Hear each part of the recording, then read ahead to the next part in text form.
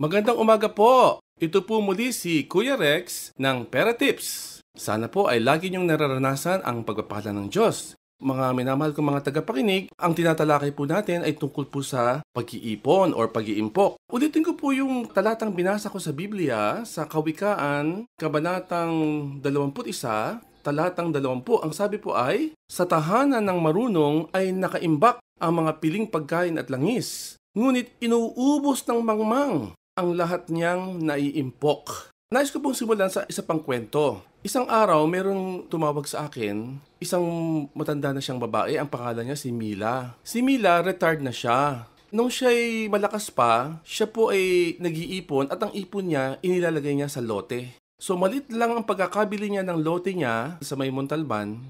At ngayong matanda na siya, nagkaroon siya ng cataract, gusto niya magpa-opera.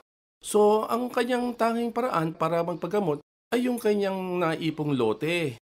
Binenta niya sa akin ng di hamak na mas malaki kaysa sa ibinayad niya. Siguro parang mga 10 beses ang itinaas eh. Naawa naman ako sa kanya, tsaka may naiipon naman ako. Kaya tulong ko na rin, binili ko sa kanya yung lote na yon. Alam nyo, nakapagpagamot po si Aling Mila. Ngayon nakakita na siya, maliwanag na ang kanyang mga mata. So, paano siya nakapagpagamot ng kanyang mata? Dahil po sa ipon na iniligay niya sa lote. Ako naman, dahil po sa aking pag-iipon, di nagkaroon ako ng lote. Ngayon po, tinatamnan po namin ng mga saging, mga gulay, kung ano-ano. Yung aking pong tiyo ang naghahardin-hardin doon. Kaya nakikinabang yung tiyo ko at nakikinabang din ako. So mga minamahal, gusto ko po sabihin sa inyo na napakahalaga talaga na matuto tayo mag-ipon. Sabi ko nga sa inyo last week, ang ipon ay parang kutsyon na sumasalo sa dagok ng buhay. Ang akin pong sinusunod na sistema para po ako makaipon, ang tawag ko po rito ay 10-10-80 formula. Ano ibig sabihin nun? Pagdating ng aking sweldo o aking kita, yung unang 10%, yung unang ikapu, itinatabi ko yon para sa Panginoon yon, para sa giving yon. No? Malaki pong pagpapala sa akin yan. Kasi dahil ako po ay nagbibigay ng 10% sa Panginoon, binebless ako ng Panginoon, parami ng parami rin yung mga extra income ko, dumadami ang kliyente ko, ganon. Yung pangalawang 10% o ikalawang ikapu, para yun sa savings. Automatic yan, iniipon ko yun.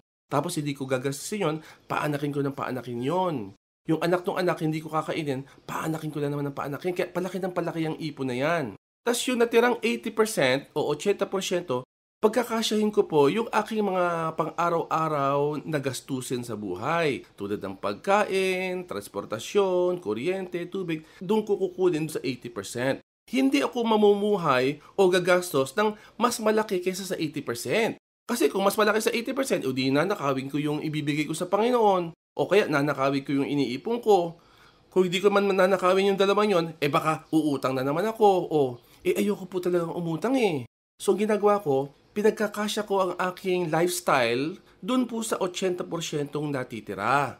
Di po ba, meron nga tayong salaway kain tayong mga Pilipino na ang sabi ay, kung maikse ang kumot, matutong mamaluktot. Ang ibig sabihin yan, kung yung 80% ng kita mo ganito lang ang halaga, hindi ka pwedeng gumastos ng mas malaki ron. Mamaluktot ka para magkasya doon, di po ba? So ang ating formula sa buhay ay 10-10-80. Gusto ko pa sanang i-discuss ng mas detalyado ito siguro sa susunod na lamang, no? Okay, so ang hamon ko po sa inyo kayo po ba ay nagbibigay sa Panginoon? Kailangan nagbibigay tayo at least 10% para may blessing ng Panginoon. Regalo natin sa Diyos yan, sa Kanya yan.